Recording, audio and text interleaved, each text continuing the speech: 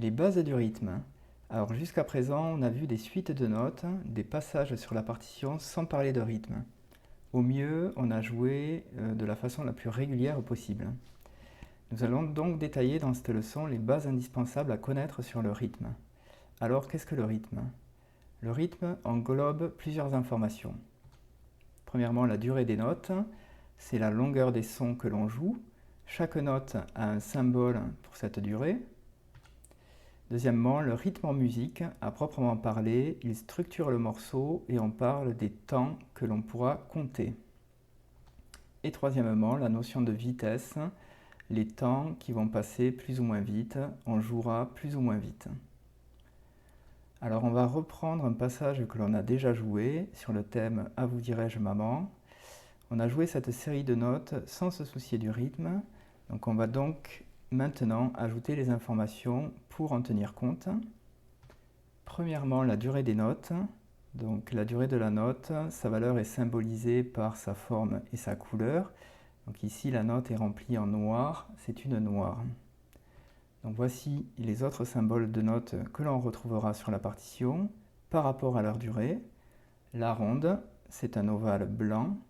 La blanche, la note est blanche avec une queue. La queue est ici tournée vers le haut. Elle peut être tournée vers le bas, cela ne changera pas la durée. La noire, on l'a vu, remplissage noir avec une queue. La croche, remplissage noir, une queue avec une sorte de crochet à son extrémité. Et ce crochet peut être doublé pour former la double croche. Et on pourra continuer, tripler le crochet pour faire la triple croche, etc. Donc ces symboles renseignent sur la durée des notes, quelle que soit leur position sur la portée. Donc voyons voir la durée des notes, les équivalences. Donc première équivalence par rapport à la ronde. Donc une ronde en temps est équivalent à 2 blanches. La ronde est aussi la durée de 4 noires.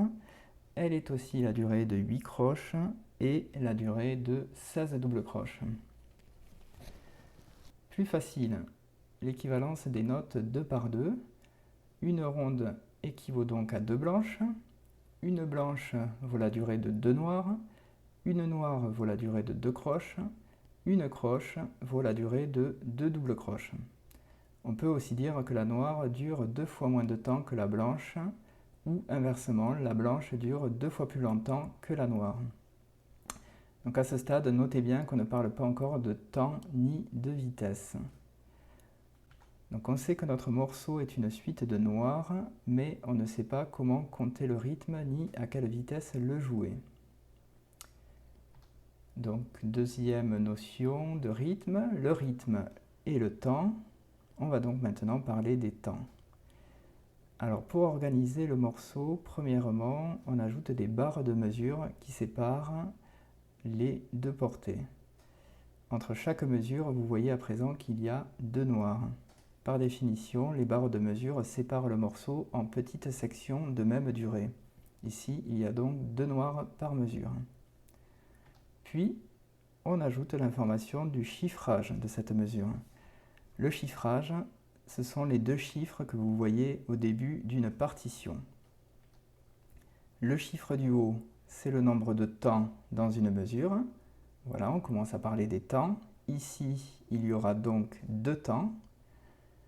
Et le chiffre du bas, c'est l'unité ou la valeur des temps. Le 4 signifie que le temps équivaut à une noire. Une noire égale donc un temps. Donc le chiffrage de 4. Le chiffrage est toujours le même pour les 2 clés. En pratique, on pourra donc compter les temps. Donc je reprends ici la partition. Vous voyez, j'ai rajouté les symboles 1 et 2 en dessous de chaque noire.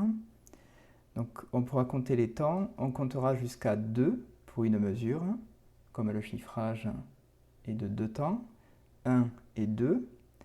Concrètement ici, ce sera la première noire sur le premier temps et la deuxième noire sur le deuxième temps. Avant de jouer un morceau, on peut faire l'exercice de compter les temps. Cela permet de se préparer pour mieux connaître le rythme. Vous pouvez compter ici de façon régulière, comme les noirs ont une durée identique, noir, noir, noir, noir, etc. sur chaque temps. On dit aussi que chaque noir tombe sur un temps. Habituellement, on fait l'exercice de compter en même temps que de lire les notes. C'est ce que l'on pourra faire dans des exercices spécifiques de lecture du rythme. Donc on peut le faire ici, tout de suite. Je vais lire en rythme en tapant chaque temps avec la main de façon régulière. 1, 2, Do, Do, Sol, Sol, La, La, Sol, Sol, Fa, Fa, Mi, Mi, Ré, Ré, Do, Do, Sol, Sol, Fa, Fa, Mi, Mi, Ré, Ré. Donc vous pourrez aussi vous exercer de la même façon. Ce morceau est très facile à compter comme il n'y a qu'une suite de noirs. Le rythme se répète. Donc à noter qu'on n'a pas encore parlé de vitesse, on peut donc compter plus ou moins lentement, mais toujours régulièrement. Alors on va un peu complexifier la lecture. Alors voici le même morceau en modifiant un peu les notes. On va compter avec des blanches, des noires et des croches. Donc j'ai laissé les numéros des temps, 1 et 2. Le trait symbolise où tombe chaque temps. Donc on a dit qu'en deux noirs, on compte un temps pour chaque noir, comme un temps équivaut à une noire. Le premier temps commence quand la première noire est jouée, et le deuxième temps commence quand la deuxième noire est jouée. Pour cette blanche, le premier temps de la mesure commence quand la blanche est jouée, et le deuxième temps continue, comme la blanche vaut 2 temps. Ici, une succession de 4 croches dans la même mesure. Le premier temps commence sur la première croche, le deuxième temps commence sur la troisième croche. Les 4 croches ont bien sûr des durées identiques. La deuxième croche et la quatrième croche partagent le temps en 2. Dans cette mesure, une noire et 2 croches. Le premier temps sur la noire, le deuxième temps sur la première croche. Et ici, 2 croches et une noire. Le premier temps sur la première croche, le deuxième temps sur la noire. Je vais donc lire en rythme. Je m'aide toujours de la main pour battre le temps de façon régulière, pas trop vite, comme il y a des croches. Voici mes temps. 1, 2, Do, Do, Sol, Sol, La, Sol, Sol, Fa, Fa, Mi, Mi, Mi, Mi, Ré, Do, Do, Do, Sol, Sol, Fa, Fa, Fa, Fa, Mi, Mi, Mi, Ré, Ré. On a vu le chiffrage de 4. Il y a d'autres chiffrages que vous pouvez retenir. Les premiers morceaux seront en majorité écrits avec ces chiffrages. Chiffrage à 2-4, 3-4 ou 4-4. Alors selon le chiffre du haut, on a dit le chiffre du haut représente le nombre de temps. Il y a donc ici 2-4, 2 temps, c'est ce qu'on vient de voir. 3-4, 3 temps. Et le chiffrage 4-4, 4 temps. Et selon le chiffre du bas, donc là il n'y a que des 4, le 4 qui représente la noire, donc l'unité de temps est la noire. D'autres chiffrages encore, 3-8, 6-8, donc 3-8, 3 temps, 6-8, 6 temps, et le 8, cette fois, l'unité de temps qui va être modifiée, qui sera la croche. Donc bien sûr, on reviendra, on s'arrêtera sur ces chiffrages lorsqu'on verra une partition qui utilise l'un ou l'autre de ces chiffrages. Une petite précision sur les signes de mesure. On a dit que la mesure découpait le morceau en sections de durée identiques. À la fin du morceau, la dernière mesure est symbolisée un peu différemment, avec un deuxième trait un peu plus large, un peu plus épais. Et il y a aussi une autre mesure, une autre barre de mesure à connaître à la fin du morceau, qui est une mesure de reprise, vous voyez, avec les deux points qui entourent la ligne du milieu de la portée. Donc reprise, dans ce cas, on rejoue le morceau en entier, du début. Le morceau se termine à la fin de la deuxième fois. Parlons maintenant des silences. Alors en musique, il y a des moments où on ne joue pas. On dit qu'il y a des silences. Même quand on ne joue pas, le temps continue de s'écouler. Ceci est très important. Si on ne joue pas, il va donc falloir conserver la même régularité. On pourra aussi continuer à compter. Si on reprend un exemple de partition, j'ai pris la dernière partition, j'ai changé le chiffrage. On est ici avec une mesure à 4/4, donc 4 temps par mesure. On comptera jusqu'à 4, 1, 2, 3, 4, etc. Donc ici, la partition est remplie de notes. En dessous, j'ai reproduit la même partition où j'ai remplacé plusieurs notes par des silences. Comme vous le voyez, ces silences sont symbolisés sur la partition. Comme les notes, il y aura plusieurs types de silences selon leur durée. Donc, on va faire la correspondance. Ici, vous voyez que j'ai remplacé la noire par ce que l'on appelle un soupir. Le soupir est le silence qui va durer ici un temps. La blanche ici a été remplacée par la demi-pause qui dure donc 2 temps. Ici, pendant toute la mesure, on ne joue plus. Le silence est une pause qui dure les 4 temps de la mesure. D'ailleurs, vous voyez que comme il n'y a jamais de note sur la clé de Fa, la portée clé de Fa est une succession de pauses. La main droite joue alors que la main gauche ne joue jamais. Et enfin, l'accroche est ici remplacée par un demi-soupir, un silence qui dure un demi-temps. On peut faire l'exercice de lire cette partition avec les silences. Alors quand il y a un silence, à la place de dire une note, à la place de nommer la note, je dirais pour le soupir, chute. Pour la demi-pause, je compterai 1, 2. Pour la pause, je compterai 1, 2, 3, 4. Et pour le demi-soupir, je dirai et. Donc on y va, toujours en battant le temps.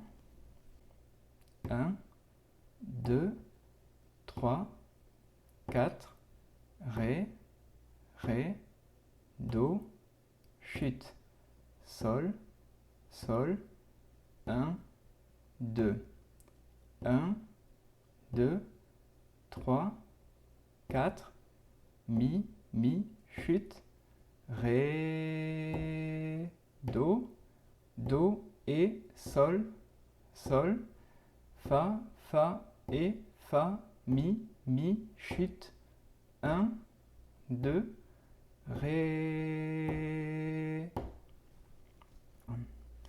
Alors, une dernière information.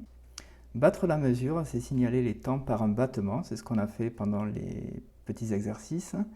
Claquement des doigts, battement des mains ou des pieds, battement d'un métronome.